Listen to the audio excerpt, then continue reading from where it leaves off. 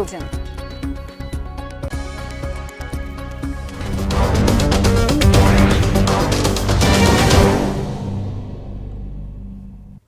नमस्कार, 9 की 9 खबर में आपका स्वागत है। आपके साथ मैं हूं शिप्रा झा। बुलेटिन में सबसे पहले बात करेंगे बड़ी खबर की। बड़ी खबर समस्तीपुर से है, जहां लूट का AK-47 कारतूस बरामद कर लिया गया है। वैशाली पुलिस से लूटपाट हुई थी, देर रात इसे बरामद किया गया। लावारिस हालत में AK-47 मिला है। पुलिस टीम पर ग्रामीणों ने हमला कर दिया था। आपको बता दें कि हमले में 2 जवान जख्मी हो गए थे। भूईधारा सोनवर्षा चौक की घटना बताई जा रही है, जहां पर पुलिस की टीम पहुंची थी और वहां पुलिस की टीम पर हमला कर दिया गया था ग्रामीणों की तरफ से, जिसके बाद उनसे AK-47 भी लूट ली गई थी, जिसके तलाश में पुलिस की टीम वहां पर लगातार छापेमारी कर रही थी और अब बरामद कर लिया गया है AK-47।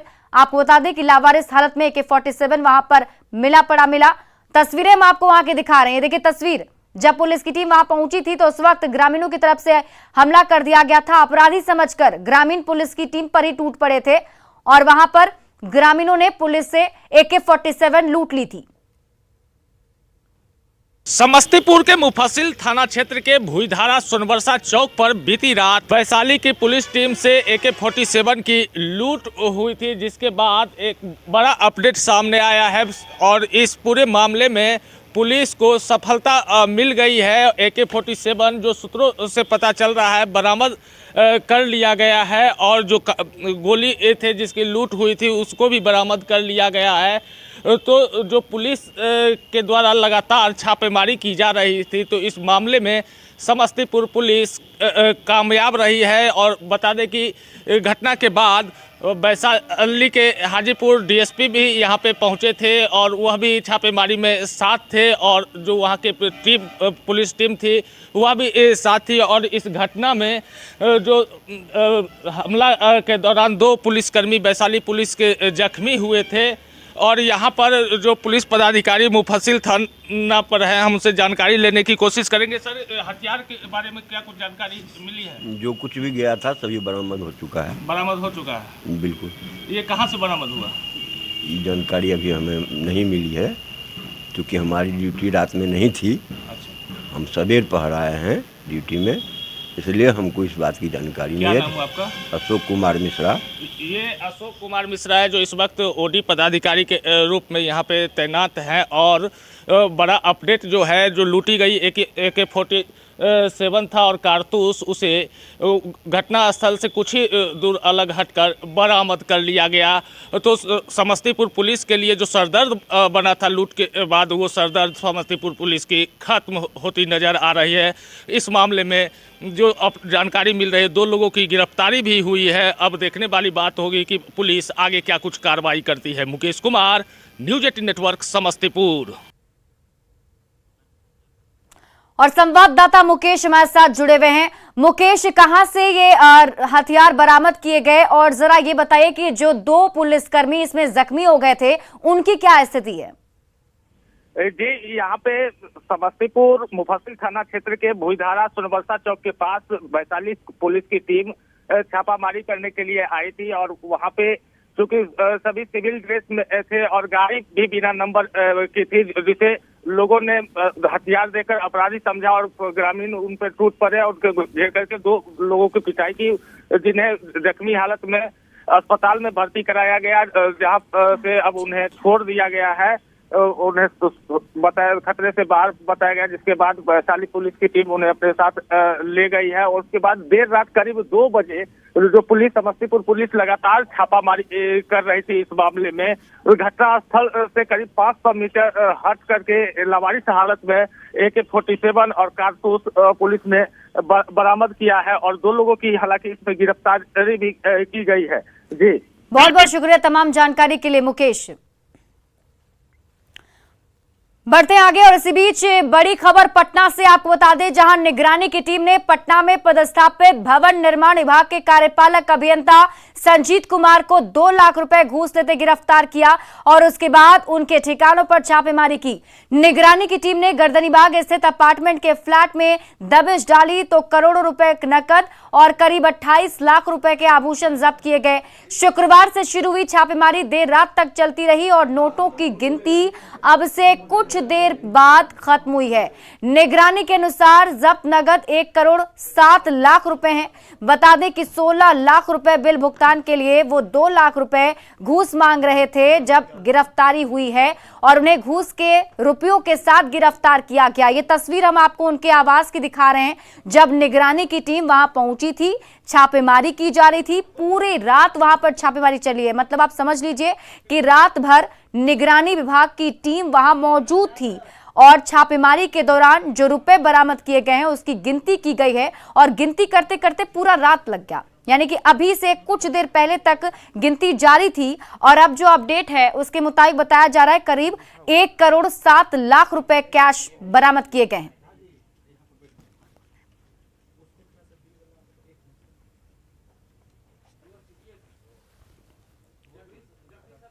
और वैशाली से बड़ी खबर आपको बता दें, यहां 3 लोगों की मौत का मामला जिसमें जहरीली शराब से मौत की आशंका जताई जा रही है। इलाके में मेडिकल टीम को तैनात कर दिया गया है। तीनों शव का अब पोस्टमार्टम कराया जा रहा है। 3 मौत से इलाके में हड़कंप मचा हुआ है। आपको बता दें कि कल ही मौत के मामले सामने आ चुके थे और उसके बाद से यह आशंका जाहिर की जा रही है कि शराब पीने से, जहरीली शराब पीने से मौत हुई है। हालांकि अभी तक पुलिस की टीम को पोस्टमार्टम रिपोर्ट का इंतजार है। आज तीनों शवों का पोस्टमार्टम कराया जाना है जिसके बाद यह साफ हो पाएगा कि आखिर मौत की वजह क्या रही। हालांकि परिजन जो हैं वो जरूर बता रहे हैं कि शराब पी थी जिसके बाद तबीयत बिगड़ी और उसके बाद से मौत हुई है। तो ऐसे में कई सारे सवाल उठ रहे हैं, जो सवाल न्यूज़ 18 पूछता है कि आखिर शराबबंदी में कहां से आई शराब। सवाल यह भी, क्या पुलिस नहीं लगा पा रही है शराबबंदी पर लगाम? क्योंकि देखिए अभी यहां पर जो पुलिस की टीम है वो छापेमारी जरूर करती है, पहुंचती है, लेकिन फिर से शराब लोगों तक पहुंचनी शुरू हो जाती है। सवाल ये कि दोषियों पर आखिर कार्रवाई कब की जाएगी? ये वो तमाम सवाल हैं जो न्यूज़ 18 पूछ रहा है। इस मामले के सामने आने के बाद ये सवाल उठने लाजमी है क्योंकि बिहार में पूर्ण शराबबंदी है और शराबबंदी को बनाए रखने के लिए पुलिस की टीम जो है, उत्पाद विभाग की टीम लगातार छापेमारी करती है, उन जगहों को चिन्हित करती है जहां उन्हें उसके बारे में जानकारी मिलती है। वहां पहुंचकर शराब को नष्ट किया जाता है, लोगों तक शराब ना पहुंचे इसे सुनिश्चित किया जाता है, लेकिन फिर भी लोग शराब पी रहे हैं और मौत हो रही है। और अरवल से एक और बड़ी खबर आपको बता दें, जहां पूर्व उप मुखिया की हत्या की गई है। मुरारी पंचायत के पूर्व उप मुखिया की यहां हत्या कर दी गई। शादी समारोह से पूर्व उप मुखिया लौट रहे थे तभी उनकी हत्या की गई है। शव को पुलिस ने गुलजार बिघा की गांव के समीप से बरामद किया है और फिलहाल पुलिस की टीम जांच में जुट गई है। हालांकि हत्या किस वजह से की गई इसकी जानकारी अब तक नहीं मिली है, लेकिन शव को बरामद कर लिया गया है और पुलिस की टीम इस मामले की जांच में जुटी हुई है। आपको बता दें कि शादी समारोह में शामिल होने के लिए पूर्व उप मुखिया गए हुए थे और वहीं से लौटते वक्त हत्या की गई है।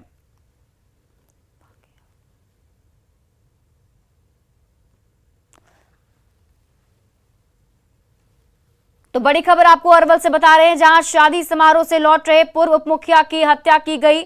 गुलजार बिघा के पास से उनका शव बरामद किया गया है। अनिरुद्ध हमारे संवाददाता अधिक जानकारी के साथ जुड़े हुए। अनिरुद्ध, क्या जानकारी मिल पा रही है, किस वजह से हत्या की गई, कुछ साफ हो पाया अब तक? जी, चूंकि देखिए करपी थाना क्षेत्र के मुरारी पंचायत का पूर्व उप मुखिया के पद पर कार्यरत थे। फिलहाल जो है इन्हें शादी समारोह में जाना था, शादी समारोह में शामिल भी हुए हैं। जैसा कि शादी समारोह में जानकारी मिलने के उपरांत जो है खाने के बाद अपने घर वापस लौटते हैं, तभी उनके रास्ते में जो है निर्मम तरीके से हत्या कर दी गई है। हालांकि उनके शव दिखने से स्पष्ट पता नहीं चल पा रहा है कि किस तरह से हत्या की गई है। करपी थाने की पुलिस वहां मौके पर पहुंची है, जांच में जुटी है, लेकिन स्पष्ट तौर पर लगातार जो है अरवल में अपराध की घटना बढ़ रही है। एक सप्ताह के अंदर अब तक 3 लोगों की निर्मम तरीके से हत्या किया गया। ये अपराध की घटना है। करपी थाने की पुलिस जो पहुंची है, लेकिन जांच कर रही है कि आखिर किस वजह से हत्या हुई है। ये मनोज यादव जो है, परिजन कुछ बता पा रहे हैं, किसी पर शक जता रहे हैं क्या, किसी से दुश्मनी थी? परिजन अभी वहां पर 100 के पास पहुंचे हैं। उनका आरोप है किसी तौर पर जो है ये हत्या किया गया है। हत्या का कारण क्या है अभी तक स्पष्ट पता नहीं चल पा रहा है, लेकिन वहां पर पुलिस के वरीय अधिकारियों जो है कई बिंदुओं पर जांच की है। चलिए, आप इस पूरी खबर पर नजर बनाए रखिए। बहुत बहुत शुक्रिया तमाम जानकारी के लिए अनिरुद्ध। बढ़ते आगे और खबर आपको नवादा से बता दें, जहां स्टेशन रोड इंदिरा चौक स्थित आरके प्लाई की दुकान में घुसकर नशे में धुत 2 बदमाशों ने रंगदारी की मांग करते हुए तोड़फोड़ की पूरी घटना सीसीटीवी कैमरे में कैद हो गई। हालांकि उस वक्त दुकान के मालिक वहां मौजूद नहीं थे। मौके पर मौजूद दुकान के स्टाफ ने बताया कि 2 की संख्या में लोग वहां आए थे और तोड़फोड़ करते हुए रंगदारी की मांग कर रहे थे। गाली गलौज भी की, मारने की धमकी तक दी। फिलहाल घटनास्थल पर पुलिस पहुंचकर मामले की तहकीकात में जुट गई है। वहीं रंगदारी की घटना से व्यवसायियों में दहशत का माहौल बना हुआ है। तस्वीर हम आपको उस दुकान की दिखा रहे हैं, जहां पर देखिए रंगदारी मांगने के लिए जो लोग थे वहां पहुंचे हुए थे। व्यवसायियों में काफी ज्यादा आक्रोश है और ये वही प्लाई की दुकान जहां पर तोड़फोड़ की गई। तोड़फोड़ करने के बाद जो तस्वीर है वो हम आपको दिखा रहे हैं। देखिए किस तरीके से यहाँ पर अचानक से बताया जा रहा है कि यहाँ अपराधी पहुंचते हैं, आ धमकते हैं। और ये सीसीटीवी फुटेज उस वक्त की है जब वहां पर वो लोग पहुंचे थे। उस वक्त दुकान का मालिक वहां मौजूद नहीं था, लेकिन स्टाफ के साथ मारपीट की गई, रंगदारी मांगी गई। मारपीट के देखिए मैं फोड़ दिया दुकान को। कौन था वो सब? राकेश है, पटोसराय का है और मंडी से गोदाम में माल गोदाम का लड़का है। क्या बोल रहा था? गोली मार देंगे से रंगदारी के मांग रहा था। क्या कारण क्या था? ऐसी आके पूरा पीले था साहब। देखिए कैमरा देखिए अपना। आप कौन? खगड़िया के मोरकाही थाना में पदस्थापित दारोगा का घूस मांगने का ऑडियो सोशल मीडिया पर वायरल हो रहा है। वायरल ऑडियो में दारोगा शंकर पोद्दार अभियुक्त से केस में मदद करने के नाम पर 10,000 रुपए की मांग कर रहे हैं, जबकि अभियुक्त 6,000 रुपए और खस्सी का मीट खिलाकर काम करने की मिन्नतें कर रहा है। घूसखोर दारोगा शंकर पोद्दार मोरकाही थाना में पदस्थापित हैं। वहीं ऑडियो वायरल होने के बाद घूसखोर दारोगा को गिरफ्तार कर लिया गया है। मोरकाही थाना के एक पदाधिकारी भुवनी शंकर पोद्दार नाम के पदाधिकारी, जिनका एक ऑडियो कॉन्वर्सेशन की रिकॉर्डिंग वायरल हुई कल देर शाम, और प्रारंभिक तौर पे उसको सुनने पे ऐसा प्रतीत हो रहा था कि ये बातचीत उस पुलिसकर्मी एवं एक किसी केस के नामित अभियुक्त के बीच हो रही है, जिसको सुनने के पर प्रथम दृष्टा ऐसा प्रतीत हुआ ये भ्रष्टाचार का मामला है और इसमें जो है उस पुलिस पदाधिकारी द्वारा अनैतिक कारणों से जो है अभियुक्त को लाभ पहुंचाने के उद्देश्य से पैसे की डिमांड अभियुक्त से की जा रही है। और राजधानी पटना सहित बिहार भर में लगातार गिरते तापमान के कारण ठंड बढ़ गई है। बिहार के कई जिलों का न्यूनतम तापमान 9 डिग्री सेल्सियस से नीचे पहुंच आया है। पछुआ हवाओं की तेजी के कारण धुंध का असर भी देखा जा रहा है।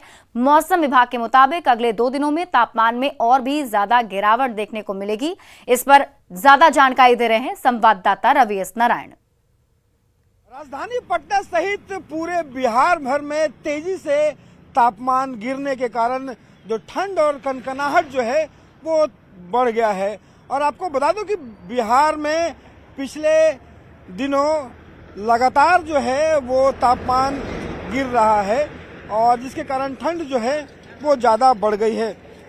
मौसम विभाग की अगर माने तो मौसम विभाग के अनुसार 1-2 दिनों में जो तापमान है उसमें और गिरावट आएगी और पछुआ और उत्तरी पछुआ हवा का जो प्रभाव है वो बना हुआ है, जिसके कारण पटना सहित बिहार के कई जिलों में जो धुंध है वो दिखाई पड़ेगी। और जो तस्वीरें हम दिखा रहे हैं पटना से, यहाँ पे अब सुबह सुबह जो है वो धुंध जो है वो दिखाई पड़ रही है, जो धीरे धीरे लगातार बढ़ भी रही है।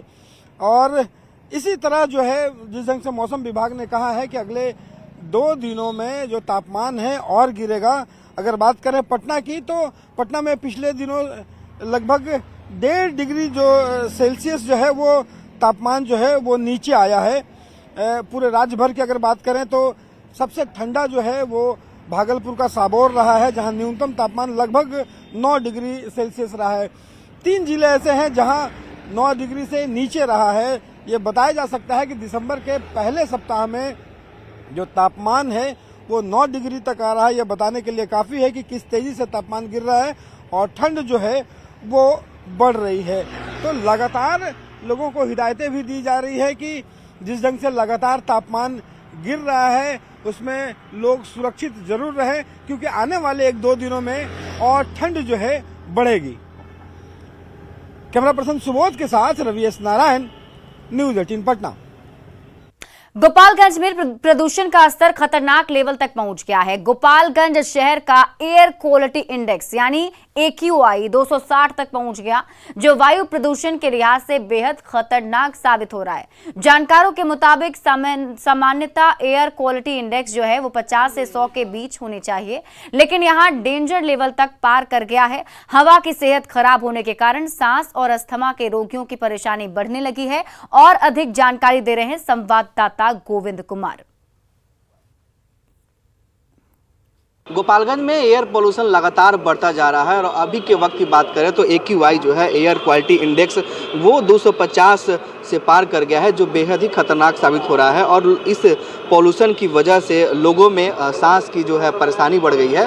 और अगर बात करें अस्पताल की तो वहाँ पर भी सांस से संबंधित मरीज इस वक्त लगातार भर्ती हो रहे हैं। इसके अलावा जो पोल्यूशन की अगर बात करें तो गोपालगंज में जो NH27 का निर्माण हो रहा है उस निर्माण के कंस्ट्रक्शन की वजह से भी पोल्यूशन बढ़ रहा है। जो सबसे अधिक अगर पोल्यूशन की बात करें तो इसमें आरआर चौक से लेकर बंजारी, जादवपुर, साधु चौक और जो सरिया मोहल्ला है वो इलाका है जो इस वक्त पोल्यूशन से ज़्यादा प्रभावित है। इसके अलावा जो यहाँ पर शुगर मिल जो है उसके भी जो धुएं निकल रहे हैं ये भी एक वजह है पोल्यूशन की। तो मौसम विभाग की ओर जो आंकड़े जारी किए गए हैं उसके हिसाब से 250 तक AQI पहुँच गया है, यानी कि एयर क्वालिटी जो इंडेक्स है वो 250 तक पहुँच गया है, जो बेहद ही सावधान और लोगों को सचेत करने वाली है। ऐसे में जो लोग हैं वो इस मौसम में खासकर सावधानी बरतें। डॉक्टर भी लगातार सलाह दे रहे हैं कि इस मौसम में सांस से संबंधित जो मरीज हैं वो लगातार प्रिकॉशन में रहें और सावधानी बरतें। गोविंद कुमार, न्यूज 18 गोपालगंज। पटना एयरपोर्ट ने हवाई जहाजों के उड़ान के लिए विंटर शेड्यूल जारी कर दिया है। मौसम के मिजाज और कुहासे को देखते हुए उड़ानों में कटौती की गई है। पहले जहां 52 जोड़ी उड़ान होती थी, वहीं अब दिसंबर में सिर्फ 37 जोड़ी विमानों का ही परिचालन होगा। पटना से अमृतसर, भुवनेश्वर और सूरत के लिए फ्लाइट बंद की गई है। रांची के लिए जहां पहले 2 फ्लाइट थी, वहीं अब सिर्फ 1 फ्लाइट जाएगी। नए शेड्यूल में वाराणसी, प्रयागराज और देवघर के लिए कोई फ्लाइट नहीं दी गई है। पटना एयरपोर्ट से और अधिक जानकारी दे रहे हैं संवाददाता रवि एस नारायण। पटना एयरपोर्ट ने हवाई जहाजों की उड़ान के लिए विंटर शेड्यूल जो है वो जारी कर दिया है। और इस विंटर शेड्यूल में जहां कई जोड़ी उड़ानें जो हैं वो रद्द की गई हैं, लेकिन कई शहरों के लिए खुशखबरी भी है। आपको बता दें कि पटना एयरपोर्ट ने जो शेड्यूल जारी किया है विंटर के लिए, उसमें अब सिर्फ 37 जोड़ी विमानें ही यहां से उड़ सकेंगी। पहले आपको बता दें कि 52 जोड़ी विमानें का जो है वो यहाँ से ऑपरेशन जो है वो होता था। सबसे खास बात यह है कि पटना से चंडीगढ़ और जयपुर से पटना आने के लिए जो सीधी फ्लाइट है वो इसकी घोषणा जो है वो की गई है। सबसे खास बात है कि जयपुर से पटना तो आ सकेंगे, लेकिन पटना से जयपुर जाने के लिए जो है वो सीधी फ्लाइटें जो है अब फिलहाल नहीं है, क्योंकि दिल्ली हो करके जयपुर जाना पड़ेगा। चंडीगढ़ जाने के लिए जो विमान मिल रहे सीधे विमान, वो दोपहर 1:20 बजे जो है वो पटना लैंड करेगी। ये सबसे खास बात है। और जयपुर तक की जो यात्रा है वो जयपुर से पटना तक की सीधी कर सकेंगे। मौसम विभाग और कोहरे को देखते हुए ये जो शेड्यूल जारी किया गया उसमें विमानों की कटौती की गई है। और इस कटौती में सिर्फ 37 जोड़ी विमानें ही इस विंटर शेड्यूल में जारी किया गया है। लेकिन सबसे खास बात यह है कि जो चंडीगढ़ या जयपुर जाना चाहते हैं उनके लिए सीधी विमान भी शुरू की गई है। कैमरा पर्सन सुबोध के साथ रवि एस नारायण, न्यूज 18 पटना। नए साल में राजधानी वासी दीघा से दीदारगंज तक महज 25 मिनट में सफर कर पाएंगे और जाम से पूरी तरह से मुक्ति मिल जाएगी। दरअसल जेपी गंगा पथ का निर्माण कार्य तेजी से चल रहा है। जेपी गंगा पथ के अंतिम छोर पर निर्माण कार्य का जायजा लिया हमारे संवाददाता रजनीश कुमार ने। राजधानी पटना में अब जल्द ही लोगों को जाम से पूरी तरह से मुक्ति मिलने वाली है, क्योंकि जेपी गंगा पथ का 80% काम पूरा हो चुका है। इस वक्त हम पहुंचे हैं गाय घाट से सटे हुए कदम घाट पर, यानी अब तक आप पीएमसीएच तक सफर कर पा रहे थे। दीघा से 7 किलोमीटर पीएमसीएच तक ही सफर कर पा रहे थे, लेकिन जो निर्माण कंपनी है देखिए किस तेजी से काम कर रही है, और उसके साथ साथ अब जो सफर है वो कितना आसान हो जाएगा। तो ये जो निर्माण कार्य चल रहा है इसकी तस्वीर सबसे पहले आपको हम दिखा दें कि यहां से महज आपको आधे किलोमीटर की दूरी पर जो लक्ष्य है दीदारगंज तक, वो आपको काम होता हुआ नजर आ रहा होगा, क्योंकि आधे किलोमीटर महज अब काम बचा हुआ है और लगभग 18 किलोमीटर कंपनी ने काम पूरी कर दी है। तो आप समझ सकते हैं कि जो टारगेट दिया गया था वर्ष 2024 तक जेपी गंगा पथ का काम पूरा करना है, लेकिन 2023 के अप्रैल तक ही ये काम पूरा हो जाएगा, और जिसको लेकर कुल 6 जगह कनेक्टिविटी तैयार की जा रही है। यानी आप समझ सकते हैं कि एलसीटी घाट से लेकर पीएमसीएच तक कई जगह कनेक्टिविटी आपको देखने को मिलेगा। अब उसके साथ साथ कृष्णा घाट तक भी आप दीघा से सीधे आकर आप अशोक राजपथ का रास्ता अपना सकते हैं। तो जाम से पूरी तरह से मुक्ति मिल जाएगी, क्योंकि एक तरफ जहां मेट्रो निर्माण काम चल रहा है और गांधी मैदान से आपको पटना सिटी जाने में घंटों लग जा रहा है, लेकिन जेपी गंगा पथ तैयार हो जाने से आप सीधे दीघा से लेकर आप दीदारगंज तक यानी गाय घाट तक महज 25 मिनट में आप 20 किलोमीटर तक का सफर कर सकेंगे। तो दीघा से लेकर 20.5 किलोमीटर तक का सफर करना आपके लिए कितना आसान हो जाएगा ये आप समझ सकते हैं। कैमरा पैन करके आपको हम दिखाएंगे कि देखिए गाय घाट पुल आपको दिख रहा होगा, और हम वहां तक आप पहुंचे हैं जहां तक काम लगभग पूरा हो चुका है। तो आप समझ सकते हैं कि 2023 के मार्च से दीघा से सीधे दीदारगंज तक गाड़ियां जो है फर्राटे लगाती हुई यहां तक पहुंचेंगी, और जाम से लोगों को पूरी तरह से मुक्ति मिल जाएगी। ये थोड़ी देर इसलिए हुई है क्योंकि गंगा के जलस्तर में वृद्धि हो गई थी, और जिसकी वजह से बीच में काम बंद हो गया था। लेकिन जैसे जैसे जलस्तर कम हुआ उसके बाद काम जो है वो रफ्तार पकड़ने लगा, और देखिए कि अब लगभग जो है लक्ष्य की ओर काम बढ़ता जा रहा है। यानी अब महज 3 से 4 महीने में आप दीघा से दीदारगंज तक 25 मिनट में ही सफर कर सकेंगे, और जिसको लेकर लगातार बीएसआरडीसी और निर्माण कंपनी जो है तत्पर दिख रहा है। कैमरामैन मनीष जुनिया के साथ रजनीश कुमार, न्यूज 18 पटना। और इसी बीच बड़ी खबर आपको बता दें, बेतिया में प्रॉपर्टी डीलर और सभापति के उम्मीदवार राजेश श्रीवास्तव की 4 नकाबपोश अपराधियों ने गोली मारकर हत्या कर दी, जिससे इलाके में सनसनी फैल गई है। घटना नरकटियागंज शहर के बीचों बीच स्थित भगवती सिनेमा रोड की है। बताया जा रहा है कि राजेश श्रीवास्तव अपने एक सहयोगी के साथ अपने कार्यालय में बैठे थे, और तभी 4 की संख्या में आए बदमाश वहां पहुंचे और गोलियों की बौछार कर दी, जिसमें 4 गोली राजेश श्रीवास्तव के सीने में लगी, जबकि एक गोली सहयोगी के पैर में लगी है। गोली की आवाज सुनते ही बाजार में भगदड़ मच गई, जिसके बाद दोनों को नरकटियागंज अनुमंडल अस्पताल लाया गया, जहां राजेश की मौत हो गई, जबकि सहयोगी जिमी का इलाज जारी है। मामले को लेकर एसपी ने कहा कि अपराधियों की पहचान की जा रही है और जल्द ही सभी अपराधियों को पकड़ लिया जाएगा। हालांकि इस घटना को चुनावी रंजिश और प्रॉपर्टी डीलिंग के विवाद से भी जोड़कर देखा जा रहा है।